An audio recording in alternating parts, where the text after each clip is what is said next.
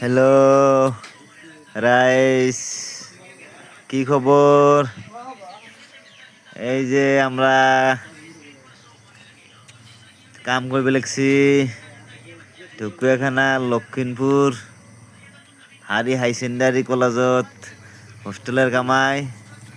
এই যে পোস্টগুলো উঠাইলাম, উঠে এই যে এলা ক্যাব ঢালি 4 ফুট করে পোস্ট তুলবে লাগছি পিলিন অব্দি। তারপরে মাটি ফেলাইবে, ফির টাইবিং বানবো, তারপরে ভিটি তুলবো। এই যে আমার ক্যাম, এই যে সিমেন্ট গুদাম, 4 ফুট ঢালছি। এই দেখো ওই যে সিমেন্ট গুদাম, ওই যে জয়, এই যে ঢালাই মেশিন, এই যে ক্যাব ঢালাই একটু করছি। এই দেখো রাইস